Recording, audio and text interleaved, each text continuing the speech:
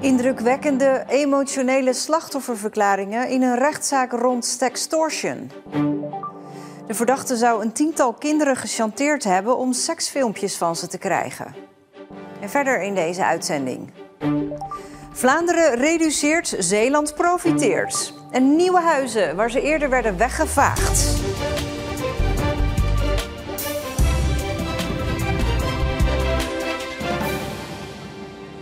Goedenavond.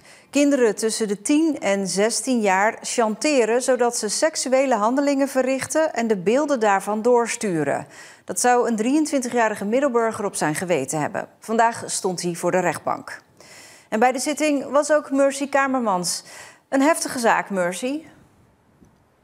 Ja, heftig was het zeker. Die behandeling van die feiten, alles moet benoemd worden in zo'n rechtszaal. Ja, dat zijn dan gewoon hele nare dingen om te horen, omdat er natuurlijk ook jonge kinderen bij betrokken zijn. Bovendien gaat het ook over veel slachtoffers. De politie heeft er 23 kunnen identificeren, maar waarschijnlijk is dat het topje van de ijsberg. Uiteindelijk hebben 10 slachtoffers ook aangifte gedaan. Daar gaat deze zaak dus ook om. 3 daarvan deden vandaag een slachtofferverklaring. 2 lieten het voorlezen door iemand anders en 1 meisje deed dat zelf. Nou, dat was heel indrukwekkend. Zij vertelde wat alles met haar gedaan heeft en dat is heel heftig. Zij wilde op een duur gewoon niet meer leven. Dus het was ook doodstil in de rechtszaal op wat gesnik hier en daarna. Ja, en hoe reageerde hij daarop? Wat zei die verdachte er zelf over? Hij ontkent eigenlijk niets. Bij sommige dingen zegt hij wel dat hij het zich niet meer precies kan herinneren. Hij betuigt ook spijt van wat hij heeft gedaan. Maar hij lijkt niet helemaal te beseffen wat hij nou heeft aangericht bij die slachtoffers. En dat kan te maken hebben met zijn autisme. Daardoor vindt hij het moeilijk om zich in te leven in anderen.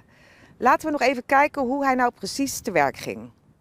De man deed zich op sociale media voor als Emma en knoopte gesprekken aan met de minderjarige slachtoffers. Daarbij deed de Middelburger alsof hij van hun leeftijd was. Na het vertrouwen gewonnen te hebben werden de gesprekken seksueel getint. Daarbij ging hij steeds een stapje verder. Uiteindelijk zette hij de slachtoffers zwaar onder druk om naaktfoto's en beelden van seksuele handelingen naar hem te sturen. Als ze dat niet deden, dreigde hij de beelden online te verspreiden, hun familieleden iets aan te doen of zelfmoord te plegen.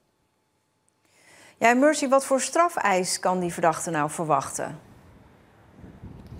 Nou, wat in ieder geval wel duidelijk is, er zaten vandaag een hoop deskundigen in de zaal die deze man onderzocht hebben. En het blijkt dat die man eigenlijk een redelijk normaal IQ heeft, maar zijn EQ is heel erg laag. Sociaal-emotioneel functioneert hij op de leeftijd van iemand tussen de 1,5 en 3 jaar. Ja, en dat betekent natuurlijk ook dat hij dan verminderd toerekeningsvatbaar is. De deskundigen adviseren hem dan ook een TBS-maatregel op te leggen. Ja, en wat het OM daarmee doet, ja, dat zullen we morgen horen. Misschien combineren ze de TBS met een celstraf.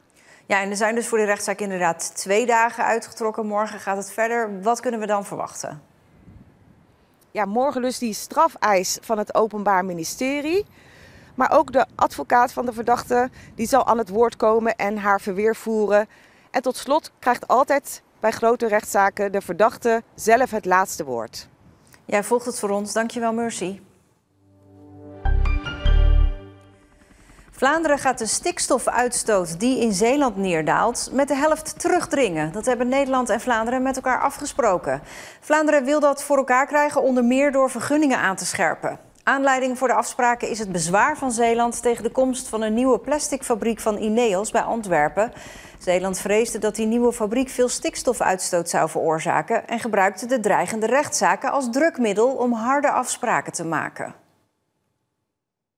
En dat heeft tot gevolg gehad dat we de afspraak hebben gemaakt dat we informatie gaan delen, dat we continu overleg hebben en dat we ons en elkaar niet meer gaan verrassen met deze type van dossiers. Dus u heeft het voordelig naar uw eigen hand kunnen zetten, dat Ineos-dossier? Zo zou je het kunnen zeggen, ja. José van Egmond stopt per 1 april. Ze is dan ruim 7 jaar burgemeester van Rijmerswaal geweest en ze vindt het tijd om het stokje over te dragen. In Opsporing Verzocht een oproep van de politie in België over de vermissing van een vrouw die lange tijd in Filipijnen woonde. De Vlaamse Hilda Haars verdween vandaag precies 8 jaar geleden uit een ziekenhuis in Knokke en is daarna nooit meer gezien. De politie hoopt dat Nederlanders kunnen helpen. De toen 54-jarige vrouw was verpleegkundige en woonde in Filipijnen van 1992 tot en met 2016. En ze huurde eind van dat jaar een garagebox in IJsendijken om spullen op te slaan. Een paar maanden later verdween ze onder verdachte omstandigheden. De politie benadrukt dat de ouders van haar, die inmiddels in de 90 zijn, graag willen weten wat er met hun dochter is gebeurd. 40% van de diersoorten in de Oosterschelde is in populatie afgenomen in de afgelopen 30 jaar. Dat blijkt uit CBS-cijfers. Er zijn 37 soorten onderzocht, vooral met vissen gaat het slecht. De afname daarvan komt volgens het CBS doordat het Oosterscheldewater warmer wordt. Die niet tegen het warme water kunnen, die zie je naar het noorden gaan of naar het diepere water vertrekken. Bijvoorbeeld de schol, die verdwijnt veel naar het diepere water. Er gaat ook veel dood in de Oosterschelde, kreeften en mosselen bijvoorbeeld. Waardoor dat precies komt, is nog niet helemaal duidelijk. De laatste heipaal is vanmiddag geslagen voor 8 nieuwe woningen aan de Kallandweg in Zierikzee. Op de plek waar in 2022 een windhoos in één klap 5 woningen vernielde. Bij die windhoos in Zierikzee kwam een vrouw om het leven. En zo zag de Kallandweg eruit, ruim 2,5 jaar geleden. Een windhoos blies het dak van 5 huurwoningen af van woningcorporatie Zeeuwland. De bewoners konden na de windhoos ergens anders gaan wonen. Nu, jaren later, start de bouw van nieuwe woningen op de oude plek. We zouden natuurlijk de volgende dag willen bouwen.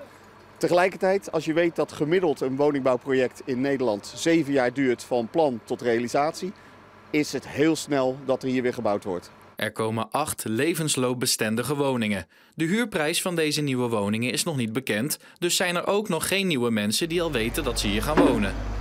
De gemeente denkt nog na over een manier om de windhoos hier te herdenken. Het is toch een verdrietige gebeurtenis, het zou je maar gebeuren, hè? Je veilige plek en dat waait weg.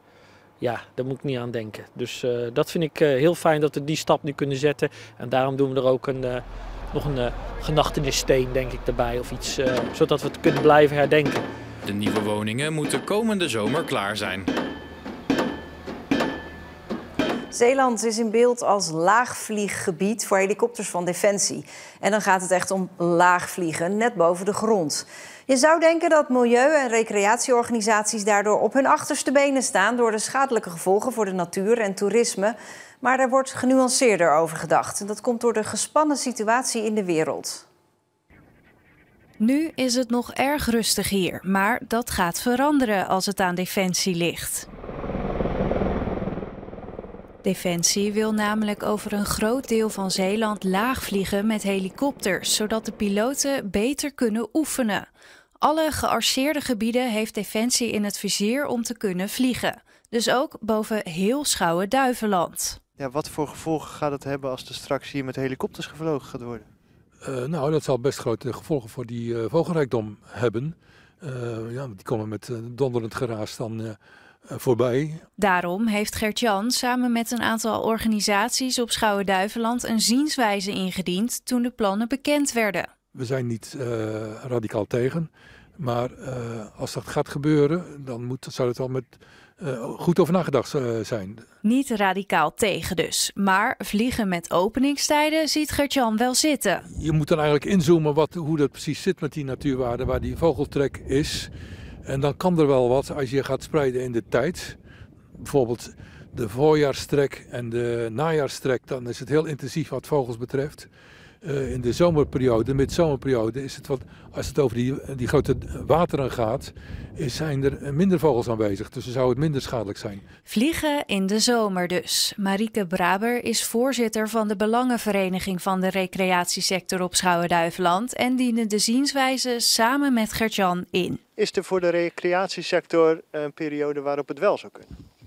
Ja, dat is moeilijk te zeggen, want we hebben ook juist mensen die in de winter heel erg die rust en die ruimte opzoeken. Nou ja, en dan een Apache helikopter is dan toch een wat andere beeld bij rust en ruimte. Maar dat zou dan wel de voorkeur hebben om het in een laagseizoen te doen in ieder geval. Wat dacht jij toen je voor het eerst las over de plannen om laag te vliegen met helikopters? Dat laagvliegen echt laag is, dus de boomtoppen. Maar ook wel wat is de impact voor, we zijn met stikstof bezig op de Kop van Schouwen, geluid. Is het 's nachts, wanneer, hoe vaak, hoeveel? Dat is eigenlijk waar je dan je zorgen over gaat maken. als het nodig is, is het nodig. Dat staat voorop, dat weten we allemaal. Maar hoe gaan we dat dan communiceren met elkaar? Ja, jij zegt lekker vliegen in het laagseizoen. Ja, andere mensen zeggen dan, ja, dan vliegen juist de vogels. Komt er zo meteen zeg maar, de boel in de knel? Nee, dat denk ik niet, want als we dit al samen kunnen doen, dan kunnen we ook samen aan een oplossing werken. En dat is eigenlijk vooral de zorg van, joh, ga met ons in gesprek en gebruik de kennis die we hier op dat eiland hebben. Want ja, we kennen elkaar hier op het eiland goed, werken prima samen, meestal. En dan zou je hier ook, iedereen moet daar dan een steentje aan bijdragen. En dat zal bij ons wat kosten en dat zal bij de anderen wat kosten. Ja, dat is dan zo. Is dat überhaupt mogelijk, vliegen met openingstijden? Ja, dat is mogelijk. Dat doen we nu bijvoorbeeld ook bij Hoekse Waard en Voorne-Putten. Daar heb je bepaalde gebieden waar we buiten broedseizoenen alleen mogen vliegen. Dus weet je, daar kunnen we goede afspraken over maken. Dat is echt iets voor de vervolgfase. Op dit moment zijn we nog op nationaal niveau aan het zoeken naar de juiste plek voor laagvlieggebieden voor Defensie. En die beslissing valt in mei. Vandaag was voorlopig de laatste koude dag van een winterse periode met nog altijd die snijdende oostenwind. Het werd 5 à 6 graden, maar voelde dus kouder aan. De komende dagen gaan de temperaturen flink omhoog. Op vrijdag wordt het zelfs lenteachtig met bijna 16 graden. Daar krijgen we dan morgen wel weer wat regen bij cadeau. En vanaf vandaag in de app en op de site Sport Kort. Een overzicht met kleinere sportgebeurtenissen in de provincie. Een werelddoelpunt bij het korfbal, de aanleg van nieuwe beachvolleybalvelden. Je kunt zelf ook tips insturen voor de rubriek. Kijk dan even op de sportsites of in de app. Dit was Zeeland Nu. Ik wens u een hele fijne avond.